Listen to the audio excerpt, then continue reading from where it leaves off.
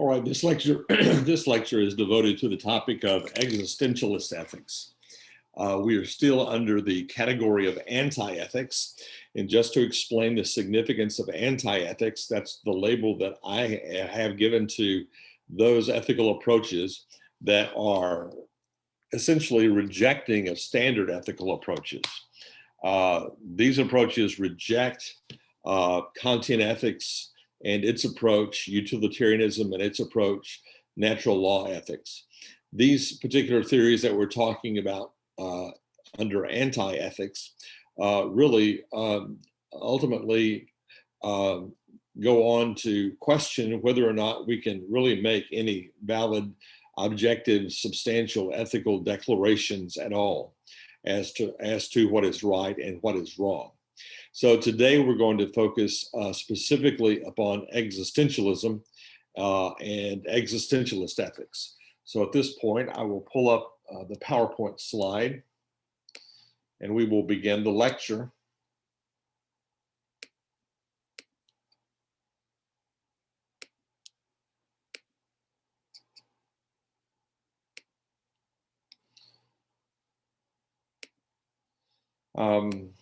All right, so you should be able to see the slide on your screen. So this is an introduction to existentialism and existentialist ethics. Existentialism is one of the more intriguing movements that we look at. I really enjoy existentialism and am very curious about the movement and think that it has a lot to offer us. And in reality, I think it's very reflective of the human experience. Even though there are problems and there are flaws with existentialism, I do think it is an apt description of the struggles of what it means to be human, and with regard to the struggles of exactly determining right and wrong based upon the various circumstances and situations in life that where we find ourselves. So existentialism is a part of philosophy, and so I want us, even though we haven't addressed this, I want us to talk about really what is philosophy. Ethics is what we're talking about, but it's important that you understand that ethics is a subcategory of philosophy.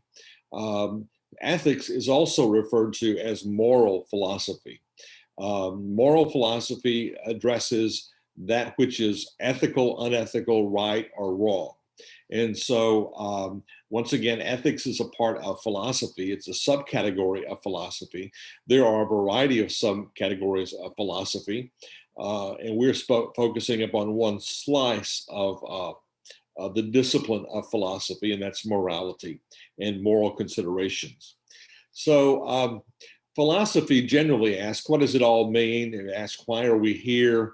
It asks, what should I do with my life?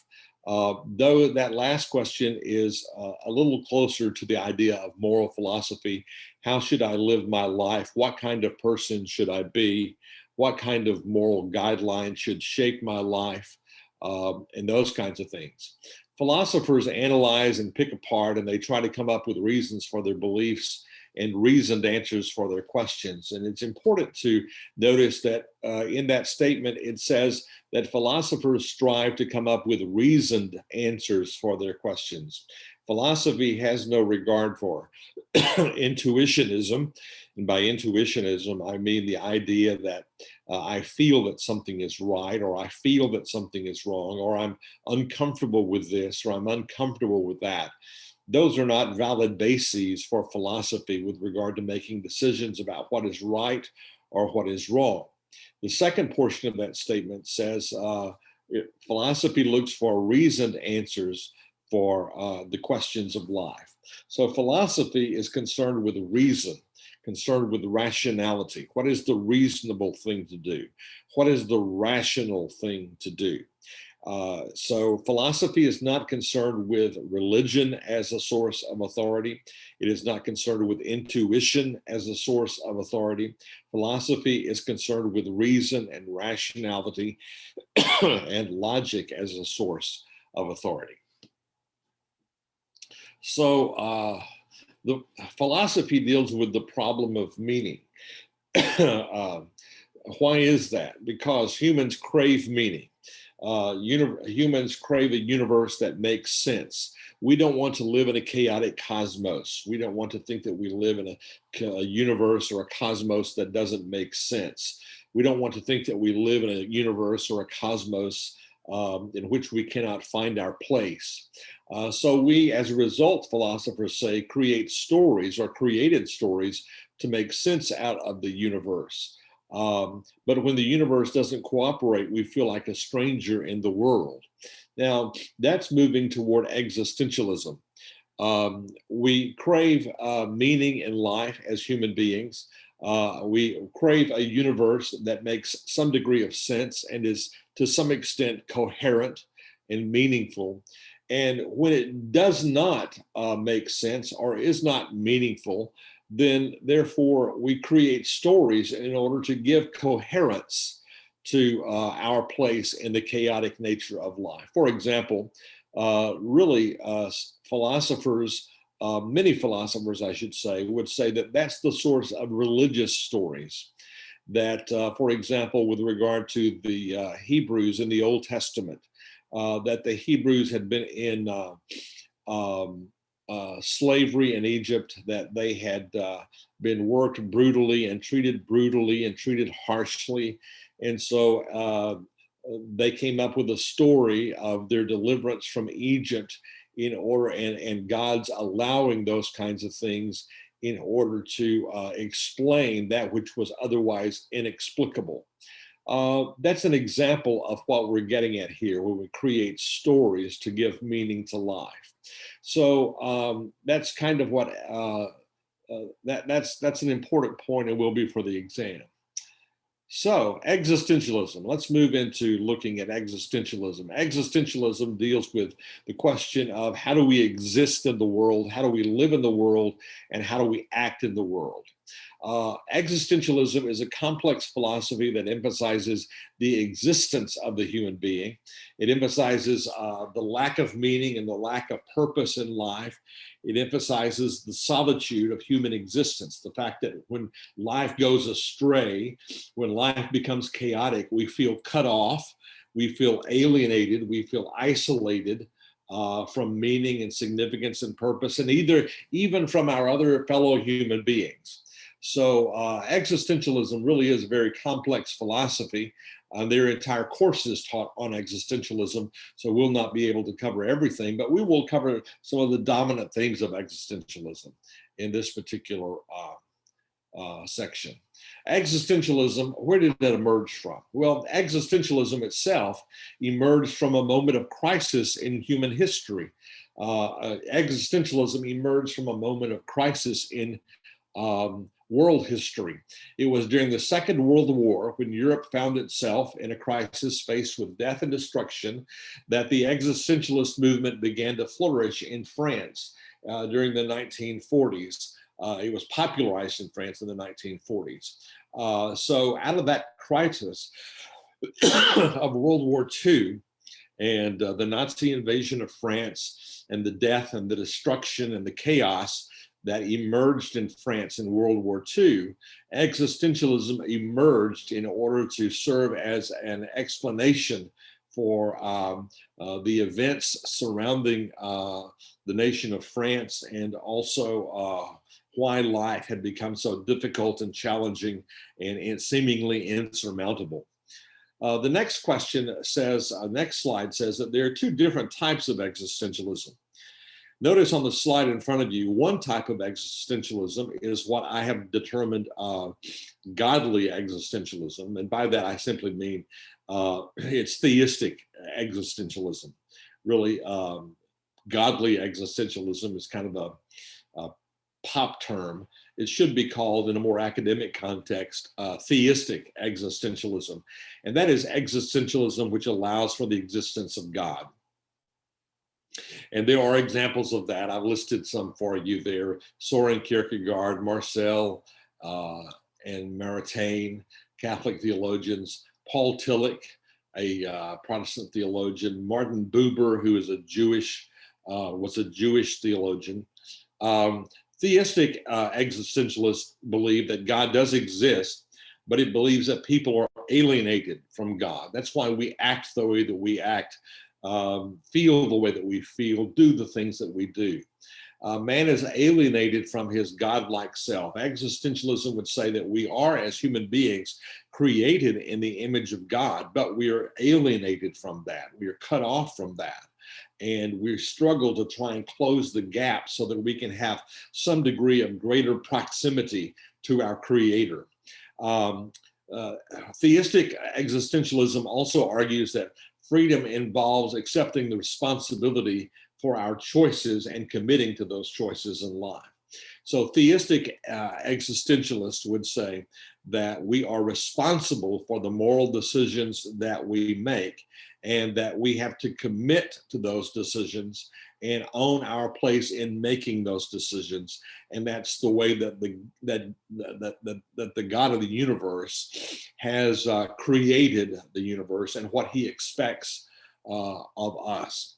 So that's theistic existentialism. But there is another form of existentialism, and I called it on this slide when I put the slide together back in the day, ungodly existentialism, but really it's atheistic existentialism. This approach, this atheistic existentialism, is reflected in the philosophy of two specific individuals. There are others. The two cited on your slide are Jean-Paul Sartre. He was French. He was a French existentialist, and Albert Camus. We'll talk a little bit more about Camus in a moment. These individuals were atheistic existentialists, which means that they did not believe that God existed.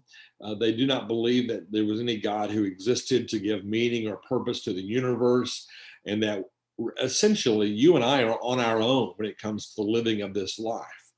But we're not free to live life however the hell we want to live it. They also say that one of the reasons why we should reflect upon the way that we're living our lives is because we suffer the consequences of the way that we live our lives. And so they go so far as to say that we are free to choose our destiny, but we are also responsible to live with the consequences of the choices that we make that shape our destiny. So even atheistic existentialism has about it the idea of human freedom and the idea of human responsibility. Those are two predominant themes in both theistic as well as atheistic existentialism. The last point on the slide in front of you says, in choosing for himself, he chooses for all men the image of man as he ought to be. So we have to make good choices that others can follow. So even theistic or even atheistic existentialism says that not only do we make good decisions for our own benefit, but we also make good decisions for the benefit of those who are watching us, those who are around us. For example, our friends, our peers, other members of the society, even more close to home as fathers and mothers. We make good moral decisions because we have a moral obligation to our children and to our grandchildren and those kinds of things. So those are the two types of existentialism, theistic and atheistic existentialism. Now then, the big ideas of existentialism. That's what I really want us to focus upon. What are the big ideas of existentialism? The big themes, the dominant themes of existentialism? Well, first of all, despite encompassing a huge range of philosophical, religious, and political ideologies, the concepts of existentialism are pretty basic.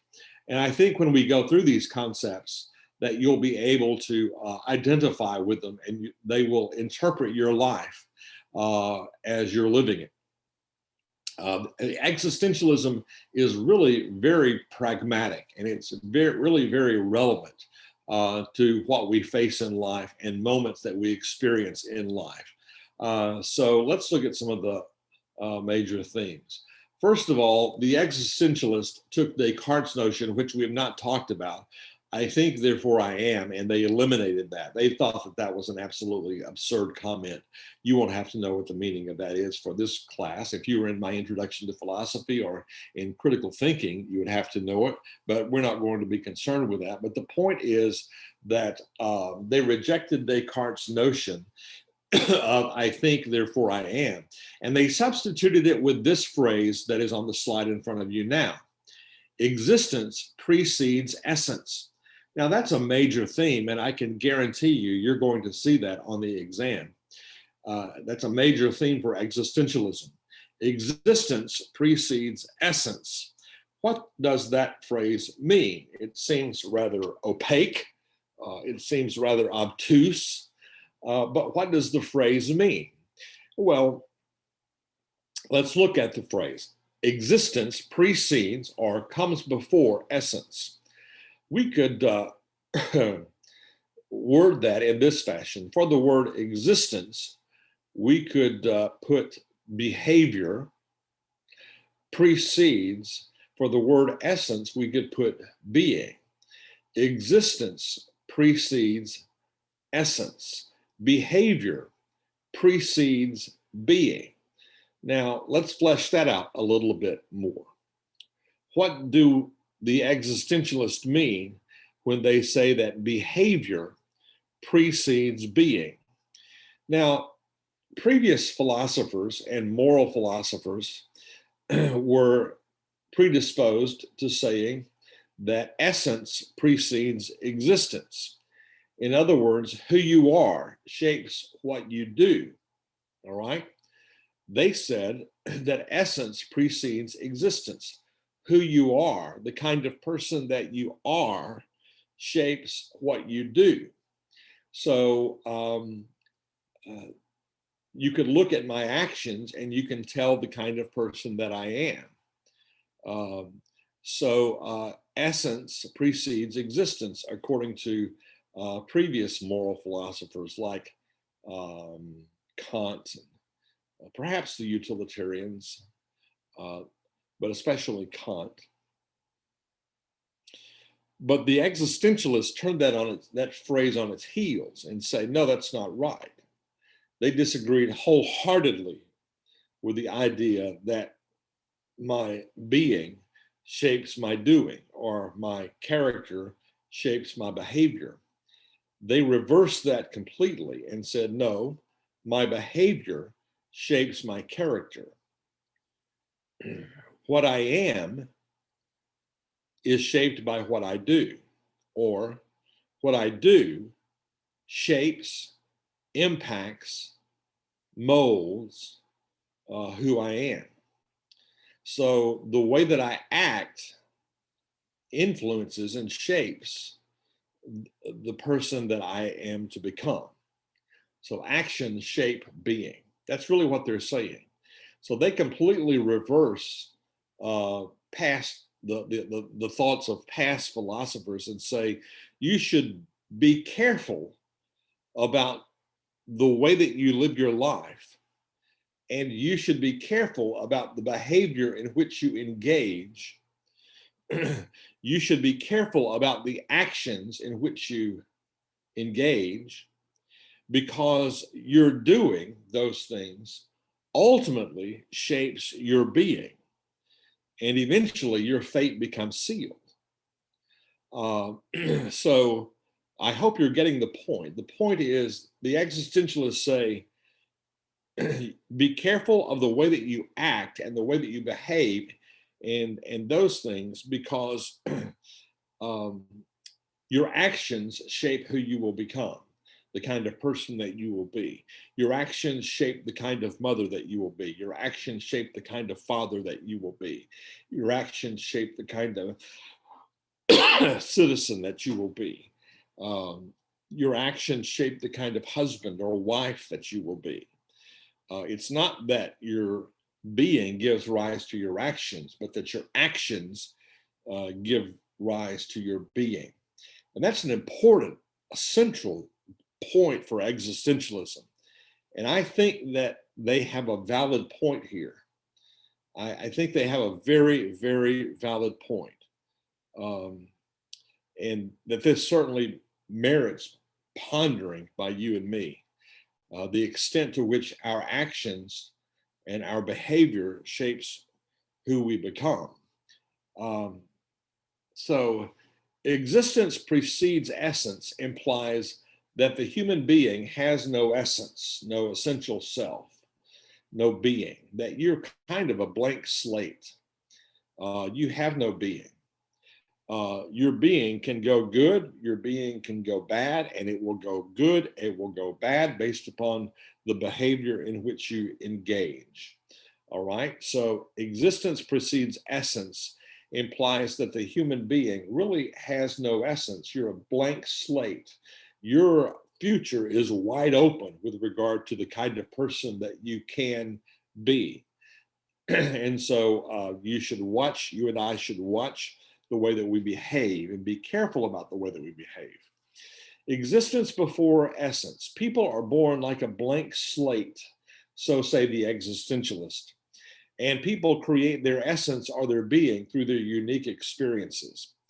The existentialists say this about you and me, that our past experiences, our past behavior, our past circumstances in life have shaped the kind of persons that we are at this very moment. All right, our past behavior has shaped the kind of persons that we are at this very moment. You were born a blank slate. You could go one direction or you could go another direction. And then they say that your behavior and your life circumstances have shaped the direction that you've gone. I think they have a very, very valid experience. I think that bears itself out in my life. I suspect that it bears itself out in your life as well. I think they have something very, very significant to say here. So let's move on to some of their concepts or their tenets or their beliefs. The first one I want to talk about is what is called absurdism. Absurdism is a foundational existentialist belief and term. The question that we're asking ourselves on this slide is, what do the existentialists mean by absurdism? When do we regard something as absurd? Well, absurdism is the belief that nothing can explain or rationalize human existence. The existentialists say that human existence is just absurd. It's just bizarre. It's very difficult to pull meaning out of it and significance out of it. Now, it's at this point that I want to issue a word of caution on this concept of absurdism. I understand what the existentialists are saying, but I suspect that they are excessively pessimistic. They go too far in their assertions regarding the dark nature of life and our inability or our incapacity to find any kind of rational explanation for human existence. That's just a concern that I have when we talk about absurdism. The existentialists also say there's no answer to the question of why am I? They say there's just no logical, rational, reasonable answer to that question. Now, we may pose religious answers to that question, but the existentialists say, well, those religious stories are just stories that we've made up to give meaning to our existence. When it comes to reason and when it comes to rationality, there's just no way to reasonably conclude why I am, period. So if you're a religious person, you may say, well, my religion informs me as to why I am or why am I. But the existentialist would say, yes, that's true. But the religious story is a story that's been developed in an effort to explain that which otherwise is inexplicable or unexplainable. So I think they have an interesting point there. It's hard to rationally, reasonably make sense of the human condition. It really is, of why we are who we are, why we do what we do. the absurd things that humanity does, the chaos of human existence. It's hard to rationally explain that. We typically have to resort to religious explanations, concepts such as sin, and concepts such as revelation, or concepts such as God. But it's important to know that the existentialists would say our resorting to religious explanations is one more evidence of how you cannot reasonably explain the human condition. Next, human existence is meaningless, they say. It's irrational. We live in an irrational universe. Don't search for any order or any meaning or any purpose on the basis of logic or reasonability or rationality, because human existence is meaningless, and we exist in a meaningless world. So that's the absurdism theme. The absurdism theme just says this whole thing that we're living in is absolutely absurd. And by absurd, they mean there's no rational explanation for us, for why we are here, or for what we are to do with our lives. So don't look for it. Now remember, the existentialists emerged from World War II. They were living in a time of total socio-cultural chaos. The Nazis were invading. There was death, destruction, all of those kinds of things. And they were confronted with the absurdity of human existence in the midst of that kind of situation. So number two, two other words that are a part of existentialist ethics and existentialist philosophy are the terms alienation and estrangement. They say that by those terms, they are communicating that we are alienated from ourselves. We are alienated, cut off from any source of meaning in ourself or any source of meaning in the universe. We are alienated. We are estranged from all other human beings. No one understands what you're going through. No one understands what you're struggling with. No one understands why you are making the decisions that you're making. So we are alienated, or we are estranged from all other human beings. When it comes down to it, the existentialists really say you are on your own in this thing called life. Don't look for people to identify with your struggle. Don't even look for people really to be sympathetic for you in your struggle, because you're on your own. No one can understand what you're going through. You're also alienated or estranged from human institutions.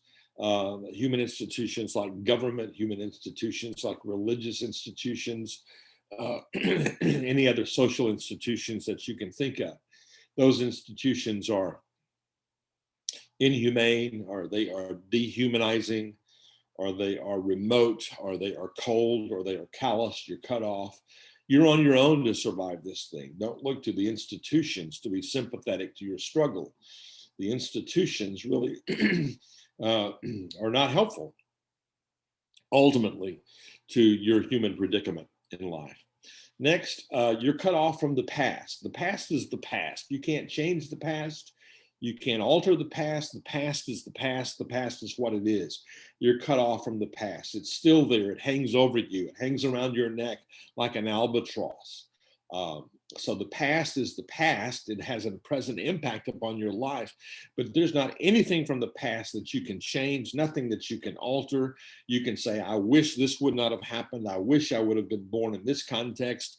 The existentialists say, in that sense, you are cut off from your past. You can't change anything with regard to your past. It will continue to shape you for better or for worse. Existentialists also say that you're cut off from the future. You can't alter your future.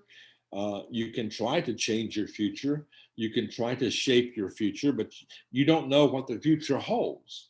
You don't know what to expect from the future. You don't know what cards the future will deal you and what cards you will be forced to play. You have no idea. So by the idea that you're cut off from the past and you're cut off from the future, that's the basis upon which existentialism receives its designation as existentialism. That's where it gets its name. You are in this moment. You can't change the past. You can't know the future. You are sentenced to live in this moment and this moment alone, and do the very best with this moment that you can possibly do. Um, we only exist right now, and we only exist right here. Thus, that is the derivation of the designation existentialism. You exist in this particular moment of time. You can't change your past. You can't know the future. You are on your own right now. All right. So let's move on to another theme, and that is nothingness and death. By now, you should be getting a sense of really how dark existentialism can be, especially atheistic existentialism. Atheistic existentialism can get really very morose and very dark. I don't consider myself to be in any way an atheistic existentialist. I like some degree of hope. And so I would fall within the camp of theistic existentialism. I think God is the only thing, the belief in the existence of God is the only thing that saves existentialism from total and complete despair. So you may differ, and that's all right. But I think there's a place for theistic existentialism, and that the theism part of theistic existentialism is what saves existentialism from going over the cliff of inevitable despair and doom and gloom. So then we come to the title or the themes of nothingness and death. So what are meant by those? Nothingness and death. The existentialists say this, that death hangs over all of us. It may not hang over us consciously, but the existentialists say that at least on a subconscious level, we are all aware of our mortality, that we live in a limited moment of time. Our lives have a beginning and our lives have an end. And I submit to you that the longer you live, the more you will realize that. Probably being the young whippersnappers that you are out there in Zoom land, you don't think that much about these concepts or these notions or nothingness and death. You're busy living your life, and those things are not even pondered generally in your life. But the longer you live, the more you'll come to grips with the fact that life is brief, and life has a beginning and life has an end. And the existentialists say that that knowledge, that awareness, either consciously or subconsciously hangs over us, that we don't want to go, that someday we will make our way into the abyss of nothingness, and we will make our way through death, or at least into death, if not through death. And then they talk on the second part of that bullet point slide. Our awareness of it can bring freedom or anguish. Uh, the way the existentialists approach this concept of our living in the presence of death and nothingness, they say that we have to deal with that awareness in our lives and allow it to shape our lives. It can bring freedom to us to live lives that are meaningful, or it can bring anguish in life. It can torment us in life. And so we have the freedom to choose how we're going to respond to this idea of our future demise or nothingness and death. Next, nothingness is our inherent lack of self for the existentialist. We are in the constant pursuit of self, so they say. Nothingness is the creative wellspring from which all human possibilities can be realized. By that, Sartre, one of the proponents of atheistic existentialism, is saying this: you and I must realize that we are nothing, that we are meaningless. And then from that realization, we began to construct our existence. We began to build our existence, and we can build it meaningfully and healthily and creatively and live a good life, or we can live it destructively, we can live it casually, and we can live a bad life, really. I hate to say the word bad, but really an unproductive life, a life of meaninglessness. So by that concept, they're emphasizing that you have the freedom to do with your life as you want, as you realize that you only have, that you are really nothing, you're a blank slate, and you have to shape the kind of person that you're going to be. So you can shape yourself with good decisions into being a good person, living a meaningful life, or into a person living a meaningless life. Now, bear in mind, the existentialists also say this, that at the end of your life, you're going to look back and see what you did with it. Did you create a life that was meaningful? If so, you'll have greater contentment as you face death. Or as you look back, did you live a life that was meaningless, empty, vapid? If so, then you will not come to grips with your life, with your death, and you'll go into the abyss uh, with great dissatisfaction and unfulfillment because you've wasted it. I think they have a lot to say to us. I really do, about living a good life and our freedom to shape our destiny. Next, um, the that segues into the next theme for the existentialism, and that is the notion of freedom. Even though we are individuals who are born blank slates, we're born with no being. We have the freedom to shape the kind of people we're going to be. Our freedom is not predestined. This idea of it's predetermined that I be this kind of thing.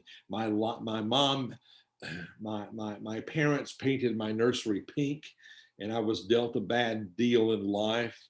And so therefore I am the person that I am, and never shall it be changed. The existentialist would say that's hogwash. The existentialist would say, no, yeah, your past is your past, but you have the freedom to shape and to remold the future of your life, the trajectory of your life.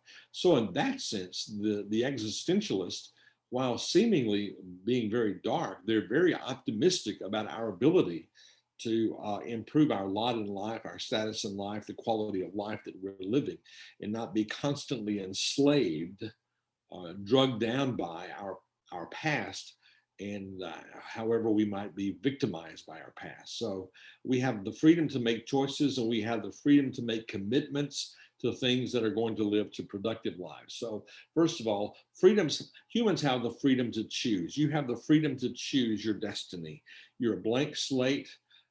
You have the freedom to choose your destiny. You have the freedom to choose toward good. You have the freedom to choose toward meaningless. Use those freedoms well. Secondly, each individual makes choices that creates his or her own nature. Now, this is where we get to the phrase that we talked about just a few moments ago. Uh, existence precedes as essence. Existence precedes essence. That you exist, and then you make decisions that shape your existence, and that shapes who you are. Now, let me give you an illustration that I typically give at this point in the lecture, uh, that may be somewhat antiquated as far as the terminology, but it nonetheless will make the point for you um, to understand. Let's just take someone that we view, the term that used to be used, I don't know if it's used anymore, is the term hater. We say, well, that person is a hater. I can't tell you how many times I've heard someone say, well, he's just a hater, or a hater gonna hate, or whatever, right? You know, we hear those things, right? With that kind of with that kind of statement, we're we're saying that in their being, they're a hater. In their nature, they're a hater. In their being, in their essence, they are haters. All right. The existentialist would approach that and say this, well, why is the hater in his being a hater? The existentialist would say it's because uh, he had the freedom to choose his destiny. He made choices toward hating, bad choices, harsh choices, brutal choices, and that eventually all of those decisions have piled up in his life to the point that that is not only what they do, hate, but it is who they are, hater. So actions shape being. Now you may say, well, Dr. Carter, that's kind of an antiquated illustration. Well, yes, maybe it is. We may not use that verbiage anymore, but maybe we do. I don't know. I've lost track with vocabulary since we've gone into the COVID crisis. But nonetheless, you get the point. The person who is corrupt because they have made corrupt decisions. They've acted corruptly. The person who is a hater in their being because they've made hating decisions. They've acted in hateful ways. So their actions have shaped their being. And another point to add to that is the more that process continues and the longer it continues, the existentialist would say, while it is not impossible for the hater to change the nature and the trajectory of their life, it becomes increasingly difficult for them to do so, right? Once you have shaped your essence, it's increasingly difficult for you to change the direction of your life. And it's increasingly difficult for you to start making good decisions. That's all the more reason for us to make good decisions, all right? For example, the cheater, the person who is a cheater. Why are they a cheater? They are a cheater as per the existentialists because they have made decisions to cheat. And all of those decisions to cheat have piled up to the point in their lives that now they, in their very essence, are cheaters. It's going to be hard for them to change that nature and not be cheaters in the future. They can still do it, but it's going to be a greater challenge for the individual. So I think that that's a very good point, that our actions do shape who we are. Next, because we choose, we must accept the risk and the responsibility for wherever our commitments take us. When the cheater chooses cheating, they are committing themselves to cheating. And so they are shaping their future and they are responsible for wherever those decisions take them. All right. So there are consequences. I think the existentialists have a fantastic point at this point, that existentialism gives us freedom, but it also holds us accountable for the decisions that we make. Next, Jean-Paul Sartre says, a human being is absolutely free on the one hand and is absolutely responsible on the other hand. And consequently, we live in the midst of this anguish, this struggle constantly. What kind of decision am I going to make? And how's that going to impact the person that I am? Life is not easy, they're saying. We're constantly confronted with moral choices to do right, to do wrong, to do the ethical, to do that which is unethical. All right. The point of that slide is, we're anguish and despair. I mean, the human predicament is very, very difficult, according to the existentialist. I think that's true. It's very, very difficult, especially for your generation. You're faced with things that my generation never would have been faced with, and enticements and luring and opportunities and those kinds of things. So the human condition is very, very difficult, and you live in the midst of the push and the pull of it. And that's what the existentialists are trying to get at. Another notion that the existentialist emphasizes dread and anxiety. We live in a constant state of dread and we live in a constant state of anxiety. This may be conscious, it may be subconscious. What is dread and anxiety? Anxiety stems from our understanding and recognition of the total freedom of choice. Anxiety emerges when you and I realize that we are responsible for our destiny and for the decisions that we make, and that the decisions are not easy, but that we must make good decisions because our future depends upon it.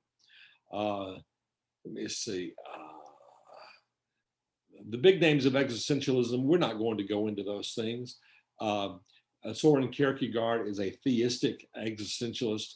Friedrich Nietzsche, who we're going to talk about in one of the next few lectures, is an atheistic existentialist, and Martin Heidegger is a phenomenological existentialist or phenomenologist.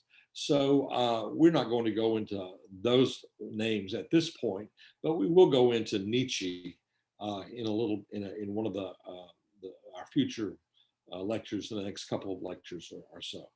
But that's existentialism, and the point being this: that existentialism says that with regard to morality and with regard to ethics in our lives, we are born blank slates. Essence is shaped by existence. Existence precedes essence, and that the decisions we make shape who we are, and the behaviors we engage in shape who we are. So we're born blank slates. Number two, that we are free to choose either make good decisions or make bad decisions. Number three, that in making those decisions, it shapes who we are and shapes our destiny. Number four, that the decisions we make for good make it easier to make decisions for good. The decisions that we make for bad make it easier or make us more inclined to make bad decisions. And then next is the idea that the existentialists say that nonetheless, we remain free to change our destiny. So it's optimistic in that sense, but it becomes increasingly difficult to change our destiny and our identity as life goes on. So I think the existentialists have some good things to say. Perhaps they're a little too dark, but theistic existentialism does seem to give us more hope for optimism. But nonetheless, I hope that's interesting to you and that it kind of plants a seed and that you'll take note of those things for the purposes of the exam. See you next lecture.